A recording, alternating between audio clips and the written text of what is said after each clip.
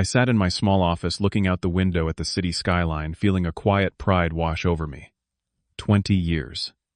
20 years I had spent building this company alongside my best friend Robert. We started with nothing but a dream and a garage full of second-hand computers. Now we had 300 employees and offices in 5 states. But today, something felt different. The air was thick, with an unfamiliar tension. Robert had retired last week, handing over the reins to his son Brandon.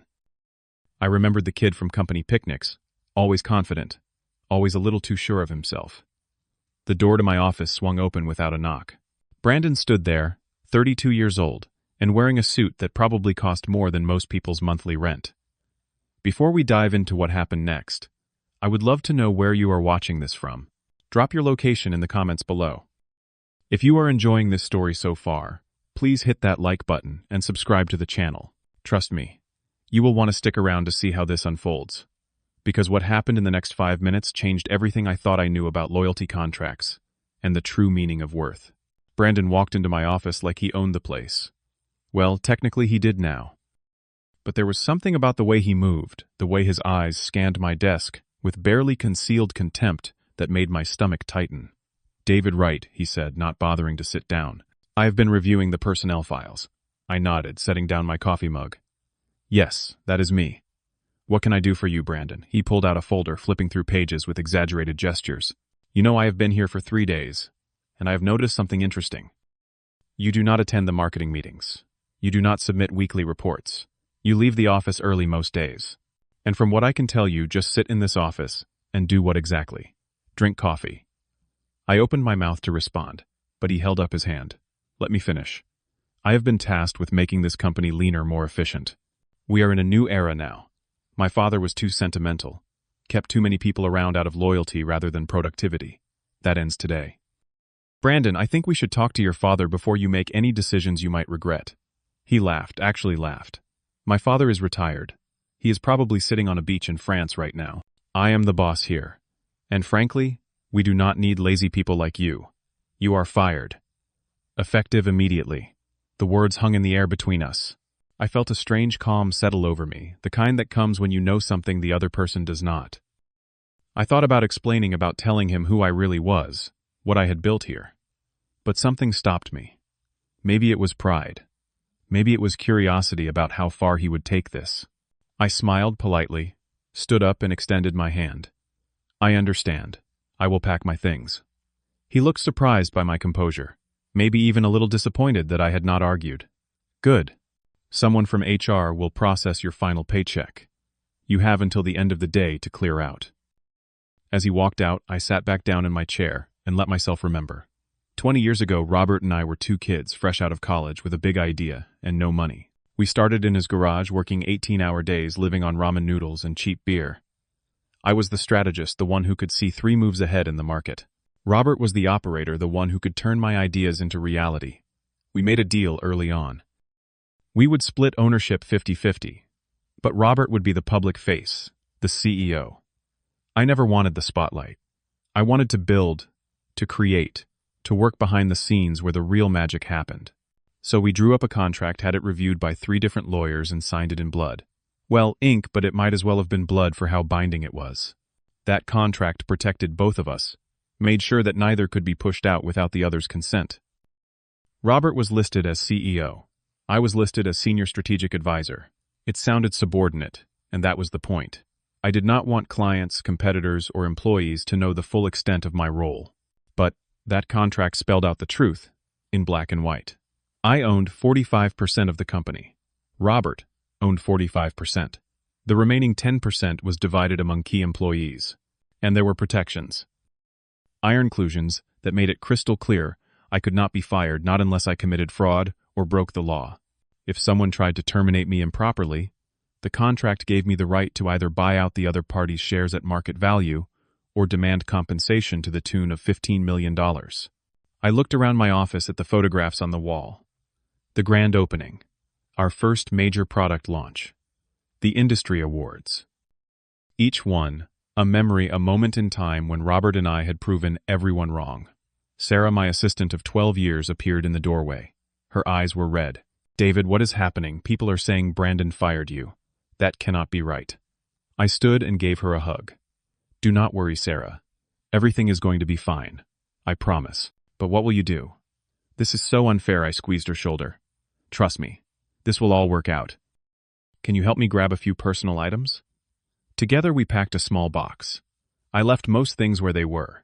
The diplomas on the wall, the awards, the photos, they would still be there when I came back.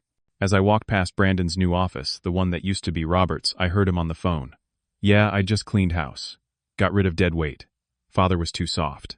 This company needs a firm hand. Time to show everyone who is really in charge now. I kept walking, box under my arm, head held high. Employees stopped to stare as I made my way to the elevator. Some looked confused. Others looked angry on my behalf. Tom from engineering, who had been with us for 15 years, stopped me in the hallway. David, this is insane. Does Robert know I smiled? He will soon. Take care, Tom. The drive home was quiet. I did not feel angry. I felt something closer to sadness mixed with disbelief. This kid, this boy who had been in high school when I was negotiating our first multi-million-dollar contract, had just called me lazy. I pulled into my driveway and sat in the car for a moment. My phone buzzed. I had been trying to reach Robert all afternoon, but he was somewhere in Europe on his retirement trip. Finally, I left him a voicemail. Robert, it is David. I need you to call me when you get this. Brandon fired me today. We need to talk. Inside the house, my wife Lisa was in the kitchen preparing dinner. She looked up surprised to see me home so early. Honey, what are you doing home? It is only 4 o'clock. I set the box down on the counter. Brandon fired me. Her knife clattered onto the cutting board. What I explained the whole thing. While she listened, her expression shifting from shock to fury. That entitled, little brat, you built that company. You cannot let him get away with this. We need to call a lawyer. We need to sue. I poured myself a glass of water and leaned against the counter. We do not need to do any of that. The contract will speak for itself. What contract? What are you talking about? I smiled. Perhaps the first genuine smile since Brandon had walked into my office. Just wait, Lisa. Just wait and see. She studied my face, then slowly started to smile too. You know something he does not do, you not. Let us just say that tomorrow is going to be a very interesting day. My phone rang at 6 a.m. the next morning. Robert's name flashed on the screen. I answered before the second ring. David. His voice was tight, with barely controlled rage. I just got your message. What the hell happened? What did Brandon do? I sat up in bed, keeping my voice calm, as I recounted the previous day's events. When I finished, there was silence on the other end of the line. Then I heard a crash like Robert had slammed his fist on a table. That idiot. That absolute idiot. He does not know anything about how this company works. He does not know who you are, what you have done. Robert, calm down. It is fine. I am fine. It is not fine. I am coming home. I am getting on the next flight. This is unacceptable. You do not have to cut your trip short. We can handle this when you get back next week as planned. No. I am coming home today. This is too important. David, I am so sorry. I thought I had prepared him better. I thought he understood. We will fix it, Robert. We always do. After I hung up, I made coffee and sat on the back porch watching the sunrise. Part of me wanted to be angry, to feel indignant about what had happened. But mostly I just felt tired. Tired of having to prove my worth. Tired of being invisible by choice. Only to be seen as worthless by someone too young and too arrogant to look beneath the surface. Meanwhile, across town at the office, Brandon was calling an all-staff meeting. Sarah texted me about it, her messages coming in rapid succession. He is talking about a new era. He is saying the company has been carrying dead weight. David, he just fired Tom and Linda too. This is crazy, I texted back. Stay calm. This will be over soon.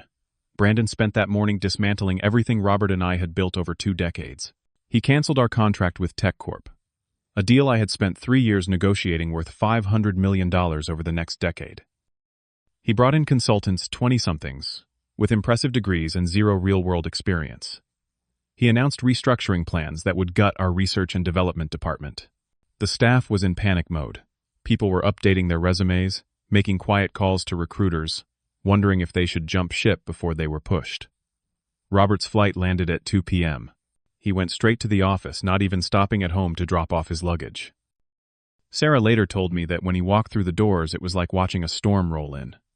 His face was set in stone, his jaw clenched so tight she thought his teeth might crack.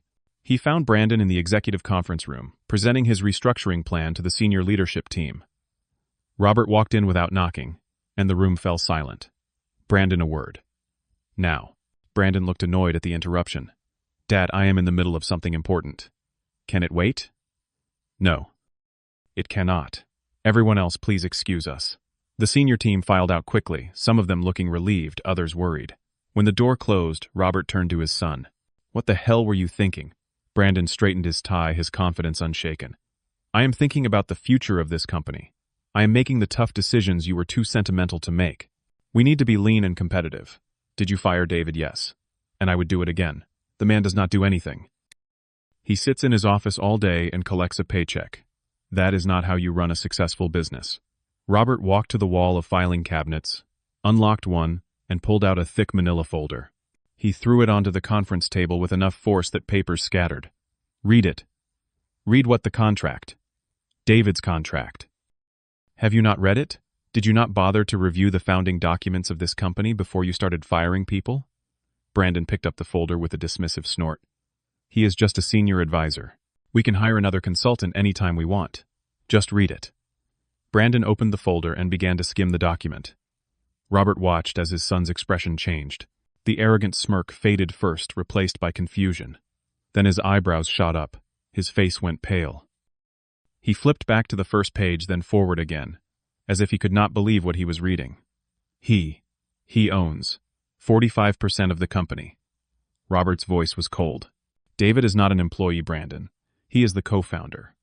He and I built this company from nothing. Every major decision, every strategic move, every product we have ever launched started in his head. He is my partner. My brother in everything but blood. Brandon sank into a chair, still staring at the contract. But why is he listed as an advisor? Why does not anyone know? Because that is what David wanted. He hates the spotlight. He never wanted to be CEO or have his name in the press. He wanted to build things to create value to work without the distraction of being a public figure. So we structured it this way. But make no mistake, David has veto power over every major decision. He sits on the board.